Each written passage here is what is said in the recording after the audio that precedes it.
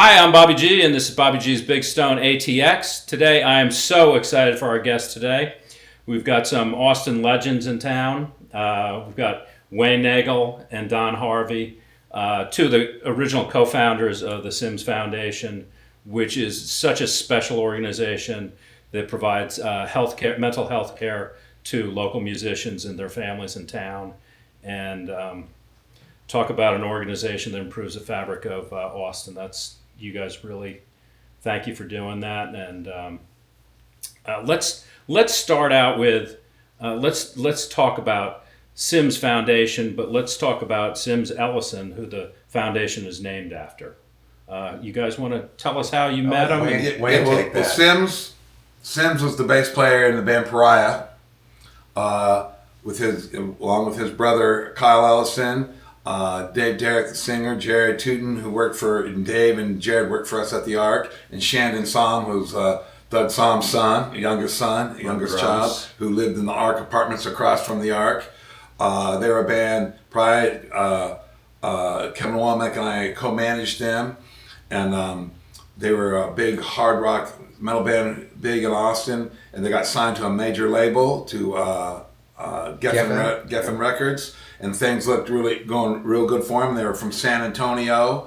I moved them up to Austin. They came from Austin. In fact, when I started working with them, they were just graduated from high school. So they were teenagers, and they were young, and they were really good. And they moved moved to Austin, and this was the same time that we opened the Ark. And so the Ark was their headquarters. And for those who don't know, the Austin Rehearsal Complex. Austin Rehearsal Complex. We are the first professional rehearsal studios in Austin. We got the first Austin Music Industry Loan Program. Which also Pariah got part of that and bought their van and trailer with a loan. This was a program that loaned Austin music businesses and musicians money because at this time, which would be 1989, no banks were loaning money. So we'll get to we'll let Don talk about the Ark. So getting back to Sims. Sims was in the band Pariah, and they got a major label deal. They were a big band in Texas. They were a headliner at the Back Room. I put them in the Continental Club. We played all over Texas at all the rooms. And things are going really good for them, and then just the way they're classified as a metal band, but they're really a rock band. And now we're talking in the early '90s, the music shifted, and the grunge came over, and I was with our band Pariah. I saw them shift with that, but the record company didn't see it that way. And the record producer, Tom Zutaut, who produced him, he produced his resume is extraordinary. He produced Guns N' Roses, which were huge, Motley Crue, Metallica. So he had it. I remember him saying when the band was wanting to go that direction, he goes, "No, you're a metal band. You'll always be a metal band." Well, it just happened after 20 years of metal ruling the airwaves. It just stopped, unfortunately, right when the Pariah's record came out, and so that they didn't go anywhere. If he would have listened to the band and went with the Instincts, I think it would have been a little bit different. But I guess it was through depression or whatever, and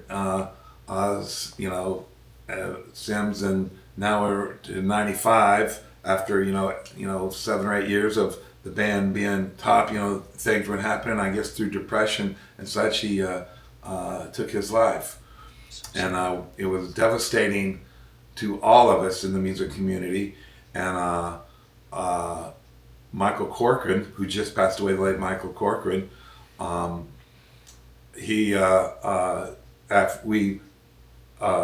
a writer for the Austin Chronicle, and he was a writer for, at this time, he was the head music writer for the Austin American Statesman. Right. And I gave a eulogy at the funeral. I was one of the people who gave a eulogy, and in the eulogy, and a weird phenomenon happened after Sims passed. people started sending to the Ark checks for $20 and $25, and also we had the funeral. I gave the eulogy, which I'm going to say, and a few days later they did at the back room where the play had a big as we do, tribute where all the bands play, and the money, between the money at the tribute and the money of the $25 that came in, we had about $5,000. It was $5,000. And in the eulogy,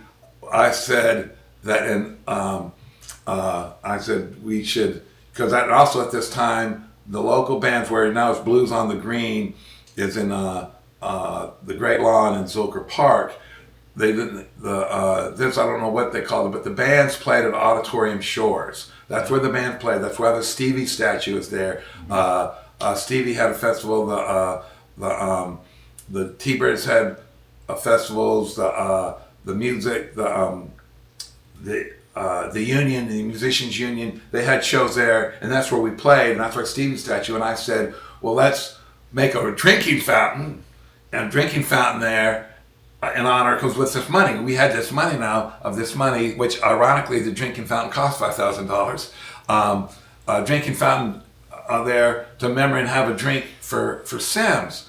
Well, Michael Corcoran, when he wrote Reviewing, up until he passed away, I would tell the story that he reviewed the funeral, but he didn't.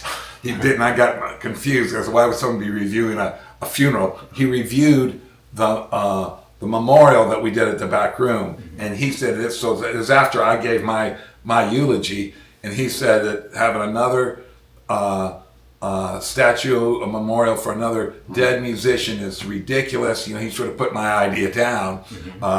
That was ridiculous. And then he came up with the idea. So Michael Corcoran, and so to back up a little bit to Sims, I didn't know Sims as well as Wayne because I didn't manage his band. But when Sims was at the Ark every day, I got to know him a bit. I bet. And, I'd like to say, besides being a really great bass player and a really sweet guy, he was also writing articles for the Chronicle. He was a writer. There was a lot more to him than just... a lot more to him. But anyway, Michael Corcoran came out with an article that... Reviewing the show. And he said that Austin needs some kind of an organization drinking fountain that provides free mental health services to our musicians. Now, free is kind of an impossible thing, so that wasn't going to happen. Free doesn't work, but we'll get to that. But without his explicit idea. And where did he say they should have it? At the Ark. There's no better place than for this to start at the Ark. So, and I just actually read Corcoran's article at his memorial at Antone's. Which was at Antone's. We had a memorial for him. Yeah, and it's like, you want to know, most people had no idea that Michael had anything to do with the Sims Foundation. He didn't want anybody to know. You never took credit. It was his idea. I think at one of our anniversary shows, we gave him credit. Yeah, we give him credit. Don and I give him credit all the time. So it wasn't our idea. Not at all. We were inspired by what he wrote. And what he wrote was short. He didn't come up with a business plan or anything. No, it was just a few lines in the review of the show that he reviewed. Right. But it was correct. It was correct, and from what I knew of Sims, and when he took his own life, what it meant to me, it brought up a lot of stuff for me as a musician who would be out on the road for a year and then have no gig for 6 months, like nothing. And then, boom, another really great gig comes up, and it lasts 3 months and then nothing. And then I'm doing an album, I'm doing another album, and that's really great, and then nothing. And this is a hard lifestyle. I bet. And some people adapt to it better than others. I would imagine if you're in a band that is super popular, that gets signed to a major label, there are a lot of expectations. We one night in LA, the guys were partying with Madonna. Madonna came in their studio. She owned the studio. We mixed in our studio. She came in and took the boys. I wasn't there. Took the boys in her limo around LA. So the point. At one point they're partying with Madonna, and the next point they're he's working in a clothing store. Yeah, he was working in a clothing store. It's a roller coaster, and in fact, they're in a Madonna video. Sims and Kyle are in a Madonna video. I don't know which really one. Is that right? Really, not a. But we can't say that the Sims Foundation wouldn't exist without us. What we can say is that it was really important to us, to both of us, and to the other founders to get this going. And Don Ellison, Sims and Kyle's father, provided the first financial help to get it going. Mm-hmm. $5,000 didn't go very far. $5,000 didn't go very far, so he pitched in quite a bit of money to get us going. So he became another founder, and then Alejandro Escovedo, a couple of years earlier, his wife, she took her life from she had postpartum depression, and left him with a newborn, a 2 or 3 month old baby, I forget. And so it meant a lot to him. It meant a lot to him. Yeah. So that was the four. So we're the four founders, and there's a fifth, Walter Taylor, right, who's an attorney who came in and he put together our put the plan, 501c and then status. Sometimes, I guess we should call him a founder, but he wasn't a founder as far as the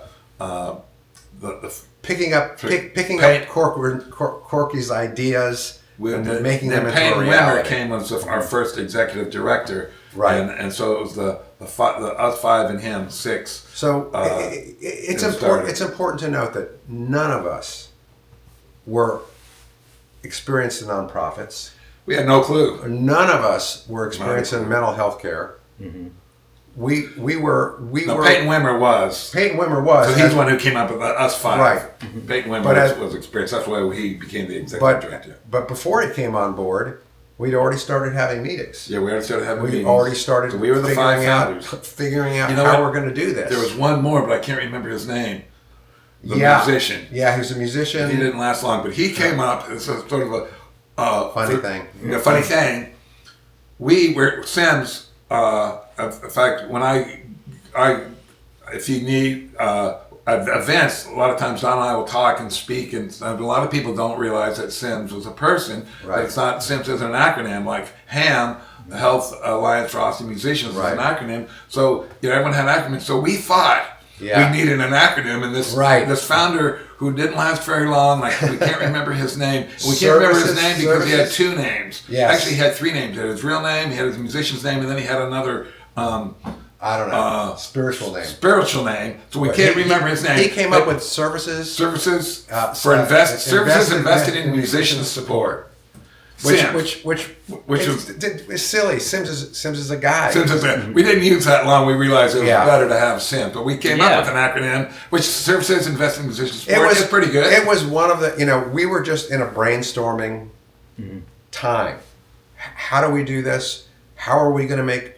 How are we going to bring money in to do this? What is the musician's investment? In other words, and we had 2. I knew that when you go for therapy, and you're paying for therapy, you're invested. It's like you're working and you're paying something that you even if it's $1. Some kind of. So we came up with, and this was before Peyton. We came up with the idea of having the musician pay $10, and the Sims Foundation would have a fund that would kick in the rest, but that also the provider would lower their rate. Well, we didn't come up with that $10. That was the providers were telling us that for it to work, the client has to pay something. It can't be free, and they suggested the $10. And at the time, and I don't know what it is, what therapy is today, but in 1995, it was basically $100 an hour. and so the providers basically cut that in half to 50, Right. and then if the musician paid 10, Right. and they put in the other, Which is- paid the other. So it seemed, and then we paid. So they cut it in half. So they paid half, and then we Right. paid the other 40, which $50. which lasted. I mean, it's been adjusted. Yes, over 30 years. time. I It's can't been say adjusted, speak. but Haven't been involved. it was based on that up until But- recently. But it is what I was saying. The client has to provide something, and I've sort of taken that in life, seeing that someone has to give something. Free doesn't work. It doesn't work. You But anyway, have to invest we in came up yourself. with that, and there's two other people in that I think I need to give in the beginning that helped, and that would be Crystal Hayes, who was our girl Friday at the Ark. Yeah. And she did all the clerical work, and she was there. And then another lady was Martha Guthrie, who ran the door for our events, and those two women. They helped out a lot. They helped out a lot. I mean, it was like, what do you need? Like, they'd come into the meeting, what do you need? They'd get coffee, whatever we needed, whatever was.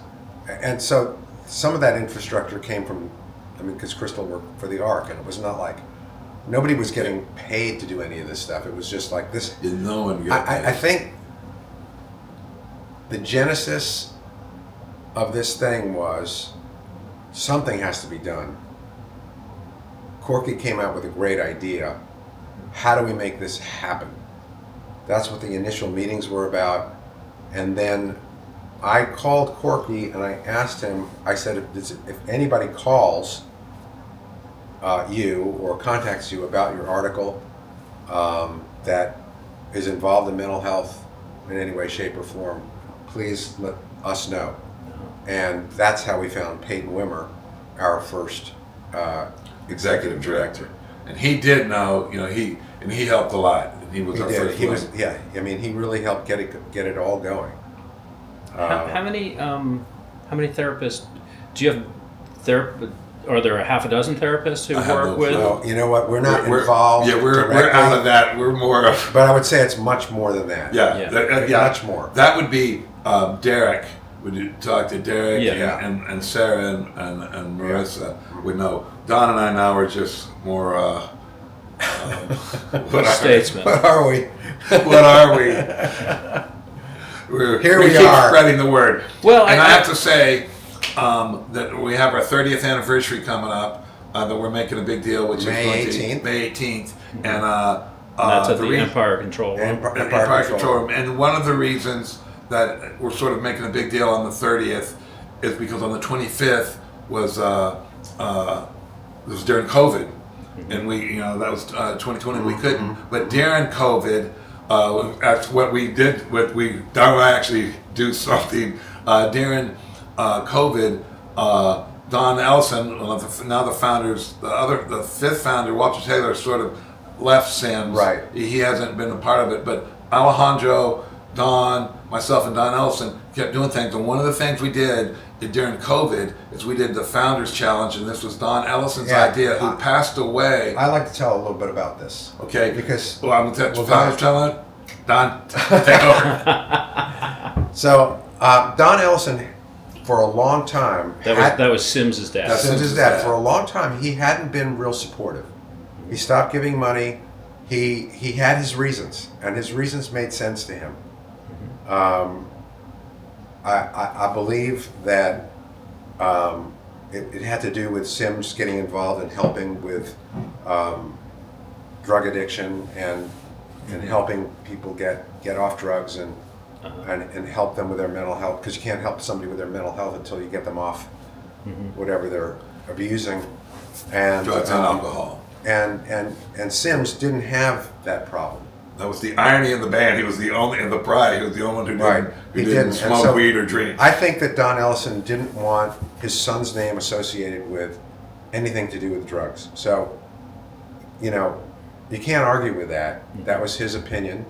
I tried to bring him back into the fold a number of times, but it didn't happen.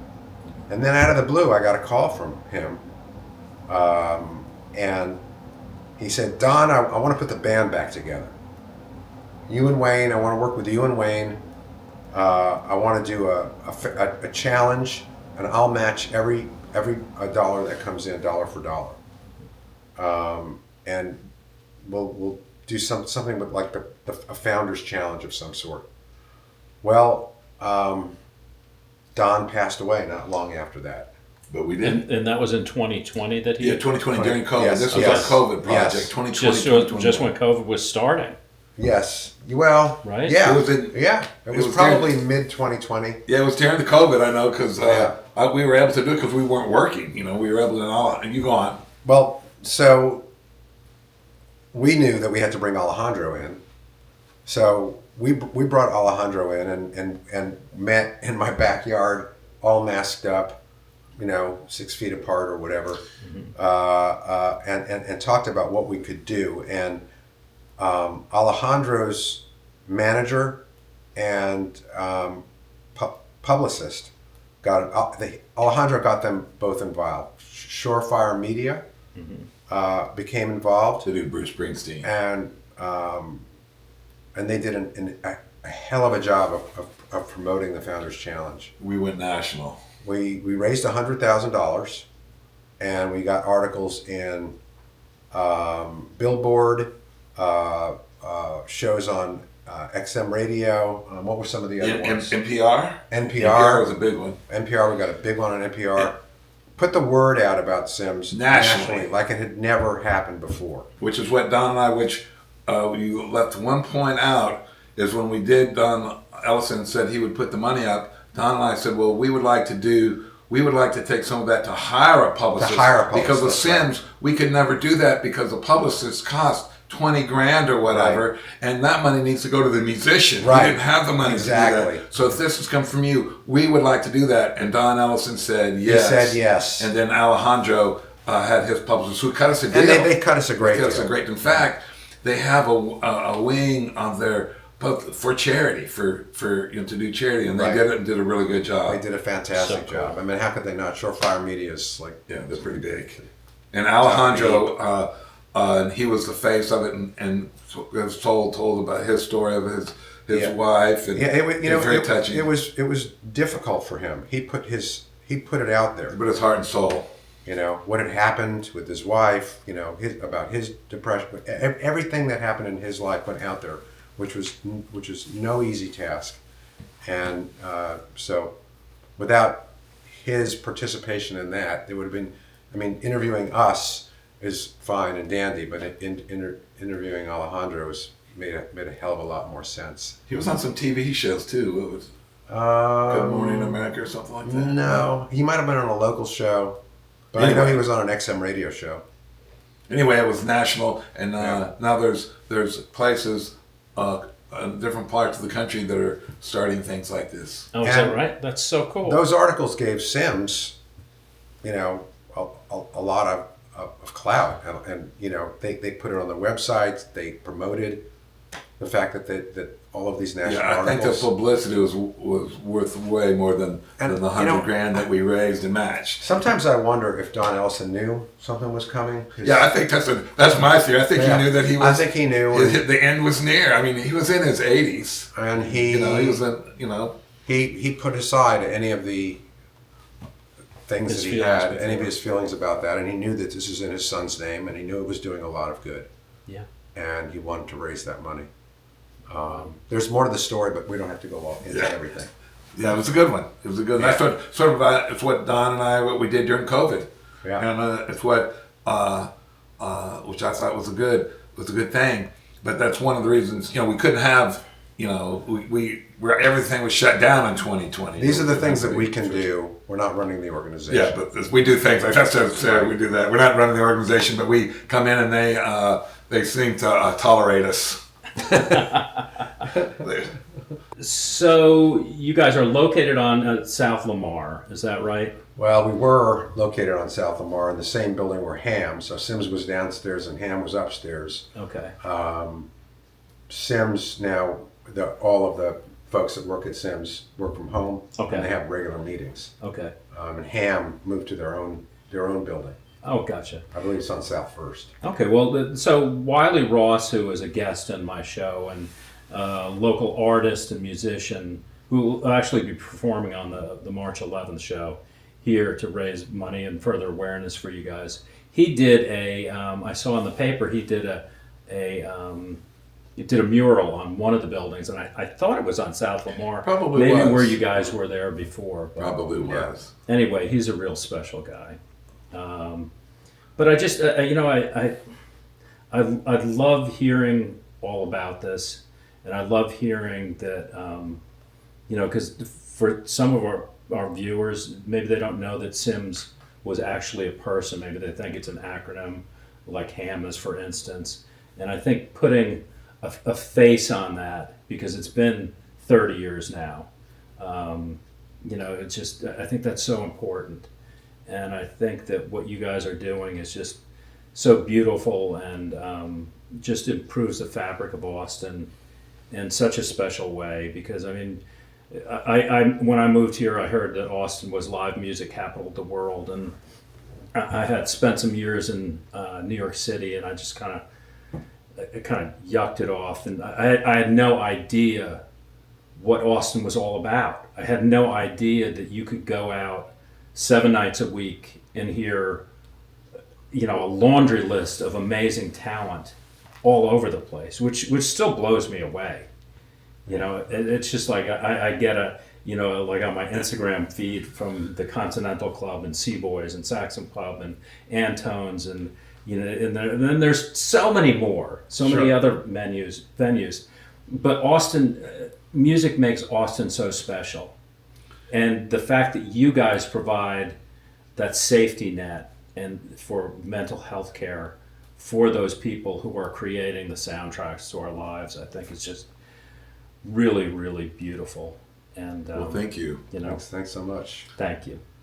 Well, one thing about the live music, when people say when Austin was better back then, one of the things that Austin is better now is now you have music at all hours. In the 70s and 80s, the bands didn't even go on until 10 or 11 o'clock. Now, every place, every restaurant and bar has happy hours, and there's a lot of earlier shows for for the people that have been here a long time. In fact, I like the earlier shows myself. Yeah, we like the earlier shows. Like when my band would play, whenever we don't play much, but when we'd play, it'd be the 10 o'clock slot at the Continental Club, and my friends and family, why so late? That's the first of the nighttime. So that's one of the. And one of the great early shows is the gospel brunch, and they give to the food bank. Which it's at El Mercado? El Mercado. Yeah. Okay. I had someone asking me about that just the other day. I sat in on that a couple months ago. Is that right? Yeah, it was great. And you're playing the drums, right? Playing the drums, which I don't do so often anymore, Uh-huh. unfortunately.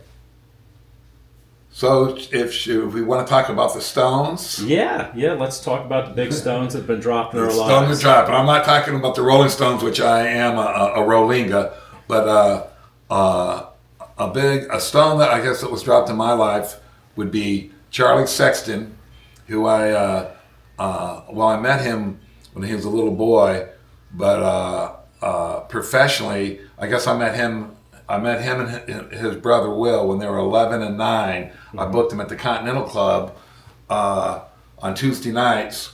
With W.C. Clark would play, and they'd come in and do 2 or 3 songs a set in the summertime, between school, and then Charlie. Went on. I was his booking agent when he was 14. I was his brother's manager.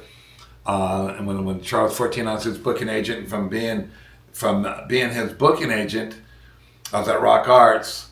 It was how I became a tour manager, which I still do today. So how I make my living mainly is as tour managing, because Charlie was only 14 years old, and someone had to be there to protect my investment. I would go to with him. I became a tour manager, did a little bit of everything, and and Charlie got, he got signed. He was a phenomenon. It was a lot of it was because of the Go-Go's.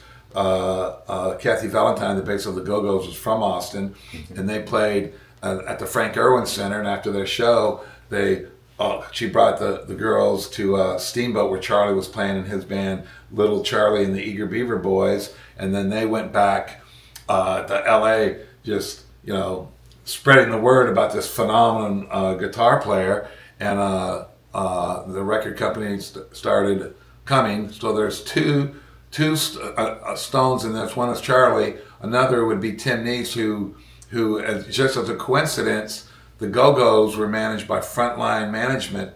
That Tim Neese worked there. He was one of the managers because he managed Christopher Cross, who were huge out of here, had the 5 Grammys and that. And so when the record company started coming, because I was sort of de facto. I was never officially Charlie's manager, but I was sort of de facto. I was his legal guardian and Will's, because they had to have someone to get him in, the clubs. That was a legal thing. By no way did I raise them, as people say. They were fine. But when the record companies started coming, I knew I was way over my head, and I knew Tim Neese because he was one of the partners at Rock Arts with the late Joe Presence, and he was at Frontline, and he had heard about him, so he took over, and he got signed to MCA Records, a major deal, and then this would be 1985. We recorded the album, and then we went on a major tour, and the album had a hit on it, The Beat So Lonely, and we went all over the world, went all over America. Well, we went to Europe and Japan, but when we started out in the American tour, we were in a band in a van, and when we ended the tour, we were in 2 tour buses and a semi-truck. And who was the drummer in that band? Who did we hire the drummer in that band? Don Harvey. which was a stone that dropped in my life, because I've been playing in so many bands in LA, original bands, cover bands, every kind of band. So this was my first opportunity to get a world tour, and it was Jack Sherman, guitar player, the late great Jack Sherman, who was in the Chili Peppers for. He was one of the originals. Original Chili Pepper. He did their first album. Okay. He told me that Charlie Sexton was looking for a drummer. He was a guitar player. He was a guitar player. He had the gig as the second guitar player. He came from Bob Dylan. He went from Chili Peppers to Bob Dylan to us. Yeah, and I wanted that gig really, really bad. I had a shitty drum set. It was a Vistalite, a Ludwig Vistalite that I painted black on the inside, because I didn't like clear drums. And I just, I wanted it. I wanted it bad. I think quite a few drummers auditioned. We had audition. It was a cattle call. It was not unusual. I wanted it bad enough, and I got it. And so that was a stone that dropped in my life. First big tour. I'd done some touring abroad, but it was nothing like this. And over time, you get friendly with different people in the band, and I generally would gravitate toward the crew. I don't know why, but you spend a lot of time with the musicians, rehearsing and on stage and doing everything else. So it's nice to hang out with other people. Uh-huh. And another stone was Wayne, because he wasn't in the band. He was the band manager, and he was the tour manager. The band's tour manager, and he was a killer tour manager. Well, thank you, Don. Great tour manager. So we started just having lunches, and I think we hung out. We were, we were hanging out with the buddies. You get a buddy on the tour. You sort of have to, So we're hanging out. We're having like breakfast and dinner together here and there, and then when the tour was over, I'm going to interject here. The tour's over. Please do. The tour's over, and now it's 3 years. That was in '86. It's 3 years before the next tour, and Don and I remain friends. We remain friends. It was 3 years. Now Charlie's moved back to Austin. We're we're in Austin. Now we go on the next and I tour was for in the Los second. Angeles. You're in Los Angeles. I see. We're in Los Angeles, yeah. and so we do that on the second record, which was 3 years, and we tour. Don wasn't in the band then. He wasn't in it, and when we came through Los Angeles on the tour, of course, I went and had lunch with Don, and I'm gonna let Don say when we on the first tour, the '86 tour, we did a part of one of the legs was a tour of Texas, and we played Austin, and we sort of hubbed out of Austin, and Don fell in love with Austin. my You tell God. that, and I'll take over. Tell about your love of Austin. Well, first off, Wayne knew everybody and introduced me to a lot of people, and took me on a tour of the town, and introduced me to Barton Springs. And so I can say Barton Springs is one of the main reasons I moved here. Another stone. Another stone. I mean, I swim Barton Springs to this day. I try and do it 3 times a week. Is that right? Yeah, and so Barton Springs was the thing here that I fell in love with. I also fell in love with the fact that, it was very much unlike LA. It wasn't a competitive. I was like my first friends that I made here were other drummers. Mm-hmm. And that wasn't like that in LA. It was just too cutthroat, too like, oh, you're playing this gig, you're playing that gig. So I'm going to take over. Yeah. So when I'm visiting him, we're having lunch or whatever, and he's saying, and I think that you're going through a divorce. Yes. And he wants to move to Austin. He said he wants to move to Austin, but at Austin he has to have a job. And I had this idea.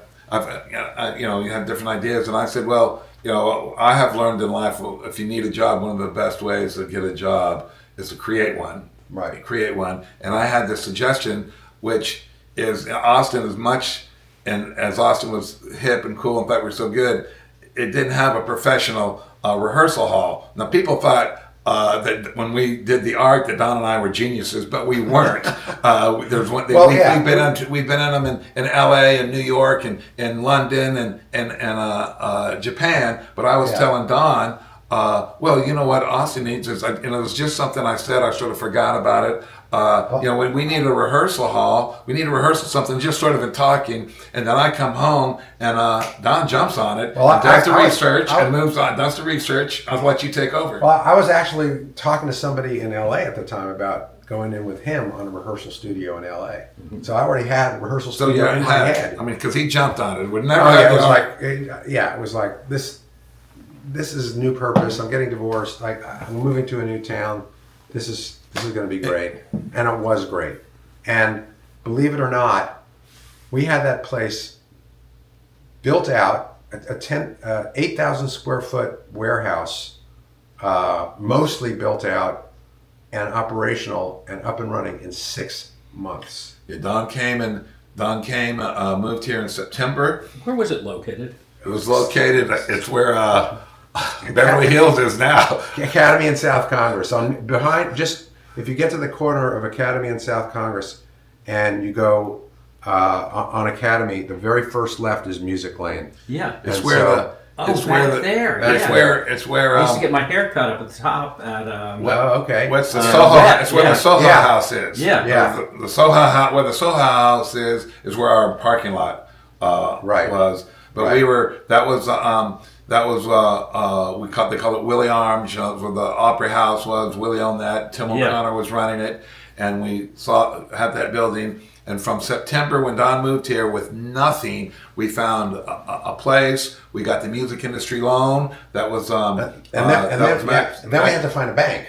Yeah, we had to find a boat. We found that we had the idea and everything, but we needed the bank, and the bank sort of came through the music industry loan, which was I got to correct you on that. Actually, the music industry loan provided any bank with protection. If we couldn't make our payments, then the loan they guaranteed. They guaranteed the loan. We would never got the loan. We would never. A bank wouldn't have loaned us money without the thing. So anyway, wherever we had to get a bank. We had to get the loan. But getting back to the loan, because there's 2 people that we need to give shout outs here, which was Max Knopfsinger and Nancy Coplin. Nancy Coplin and Max Knopfsinger.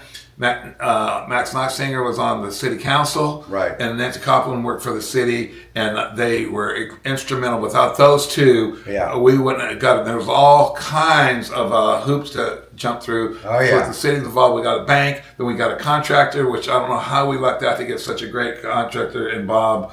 Was it Bob Birdson? Bob Burson. Bob Burson, and because we had the city money, we were able to build. We had the money, we had the loan, we had money to do it. We were able to build it out correctly. We had the soundproof walls, and we all did that in 6 months. 6 months. 6 months. But a crucial meeting was at the Bank of the Hills, which has been gone for.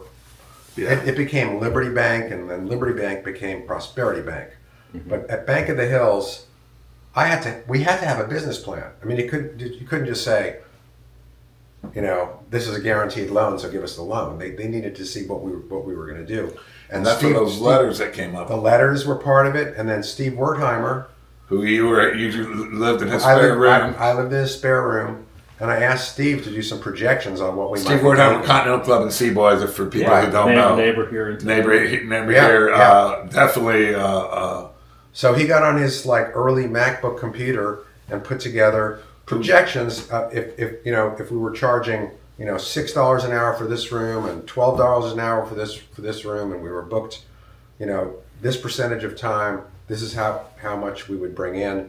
So we put that together with a prospectus with promises from record companies to have their artists do their pre-tour rehearsing, and then have their perhaps have their first show in Austin, and then use Austin as a jumping off point. That convinced them, along with a guarantee, which was important, to loan us the money. And one of the sort of a funny story is it had to be approved by the city council. And we had a meeting with the city council, and I was saying, given the pitch, that Austin didn't have an original, that had a professional rehearsal hall, that half the organization lived in Austin and half lived in LA, and in my opinion, the important half of the organization, which was Charlie and I, we lived in Austin, and the other we had just returned from a tour of Japan, and I was using an example because there wasn't a place for us to rehearse in Austin. We had to rehearse in LA, and if we had one here, the people in LA would be come to Austin. That money would be being spent in Austin. They'd be staying in hotels and eating. Instead, the money was staying in LA. And I used that example with Charlie and I. And then one of the city council members, George Humphreys, he says, "I've been seeing Charlie play for a long time. He's had to rehearse somewhere. Where's he was rehearsing?" And I go, which was true. I go, "In my basement." And and we got that was it. Everyone laughed, and we had to get up in front of the city council when we did the vote, and we both pitched it. Yeah, we did. That was the pitch. We had to pitch it, and the last rehearsal studio that we had rehearsed in LA, one of the last ones, was Dirk Schubert's place. Do you remember Dirk Schubert?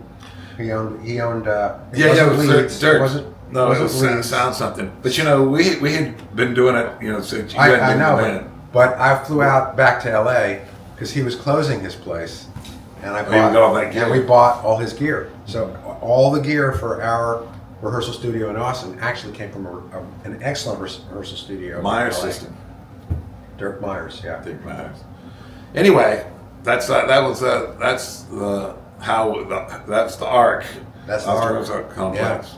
But the Archangels, which we should have got a shout out to Whipper, who swims at Barton Springs with you. Yeah, I see him there all the time. Yeah, that's great. But yeah, the Arc became like a family. We were there. Oh, actually, Wayne went on the road still to do tour managing. Mm-hmm. I'd be there to hold down the fort. Then you'd go on tour. You went on tour with Joe Ely? Joe Ely and others, Billy Bragg, Bragg, able to Ian do McLagan. I was going out on the road a lot, and Wayne was holding down. In those 10 years we had the Arc, Don and I both got married, not to each other, got married got married, had started our family, bought houses. Right. And our parents became friends. Is that right? So we would go out on, I remember we went out to the Canyon of the Eagles, and we went on river Canyon Lake to cruises. see the Eagles. The Eagle, Right, the Eagle River Cruise. Yeah, the Eagle River Cruise. I mean, our families became friends, and it was, and I think that just trickled down to the whole feel of the place. Now, yeah, we were in business, and we had to, but everybody paid their bills.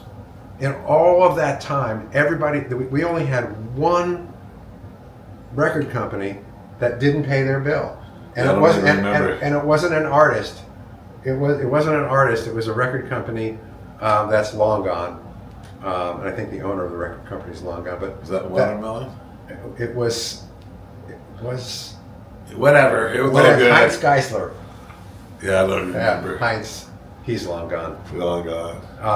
But anyway, we had a basketball goal outside. So you'd have, people from the T-Birds, somebody from the T-Birds, and somebody from the Butthole Surfers, shooting hoops. You had different people from completely different kinds of music getting together, and the Texas Tornadoes. Yeah, I mean, people would meet each other that wouldn't necessarily have met each other otherwise, and then they'd write. I know that James McMurtry and Charlie Sexton started writing together. Yeah, they did. And of course, the Archangels came together there. Yeah, that was so nice. Charlie and those guys so nice to name their band after our studio. I think they couldn't think of anything else, and they looked up at the sign. Well, that's where like Arc. That's where they started, because they met. Charlie had a studio. He was in room 8. Stevie had just passed, and Whipper had a little room doing his drums, and then Doyle and Tommy were in room 1 writing songs, and they would come in the hallway getting coffee or whatever, see each other, and next thing you know they were playing drums. So they named. That's how it all came Chris and I would set up our drums in room 7, and we just. That's right, room 7 where he had his drums, and we'd sit up together and play together and just kind of kick it around.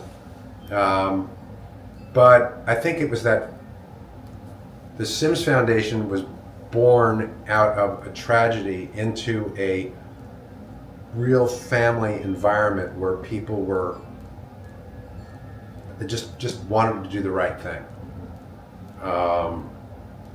And maybe it could be maybe something like that could be recreated today, but I seriously doubt it for the reasons that Wayne pointed out earlier, that record companies. We had the money. Yeah, we had the record. Once we got it, we had record companies writing the checks that we, like I said, you could have the Meat Puppets in, and sort of example of this synergy.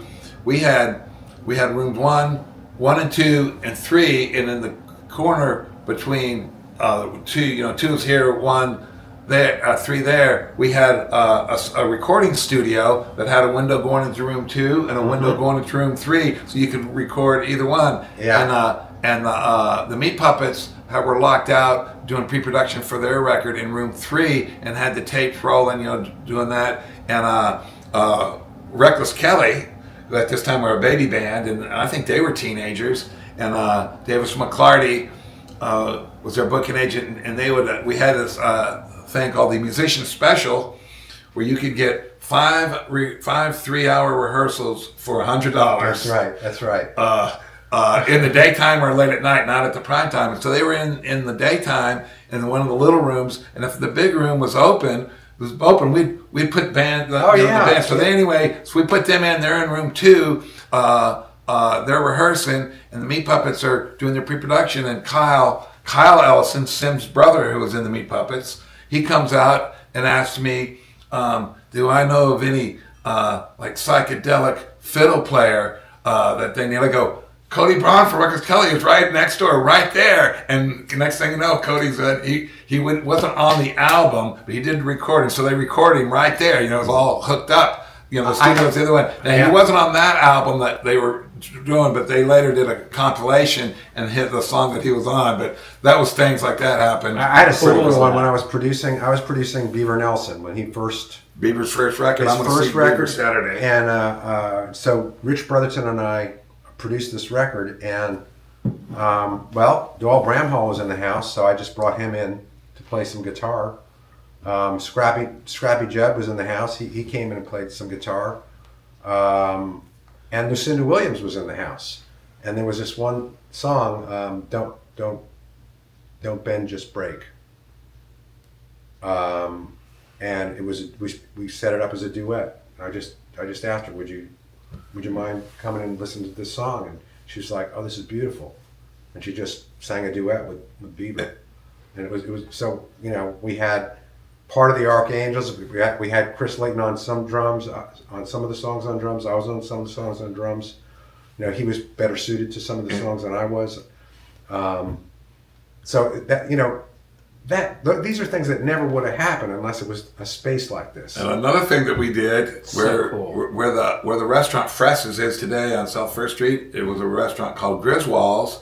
And Don and I, in that little studio, we did a kind of jingle for Griswold's. We did a jingle for Griswold's right. in that studio. And in return, we did a Christmas party there. That's right. Instead of getting paid, you know, we did right. a jingle. And it's where that's what you call That's a right. win-win. Definitely. Oh, I completely forgot about that. I forgot about it too until we started talking What's about a jingle? Do you remember it?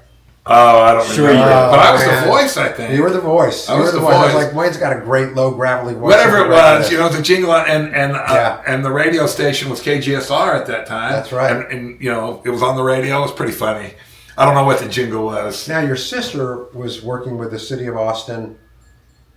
Kristen was working with the City of Austin music office, right? Yeah, she was in the And music office. she had a Good Morning America thing. Didn't she bring something in? Maybe that was where I got the Good Morning America thing. But yeah, I was involved. We had a Good Morning America from the Ark. We had the guy doing the weather on KXAN doing the weather. Here's from the one Ark. we had, and this was Ray Benson. Ray Benson brought Dolly Parton in. That's right. But Dolly Parton was doing a TV movie, and they did one of the scenes was in a studio, and so they used our studio, and Gary Busey was her husband manager, who was an abusive husband manager, and Dolly Parton. And I have to say this about Dolly Parton. She's a sweet. Everything you hear about her being slow, nice, and sweet is true.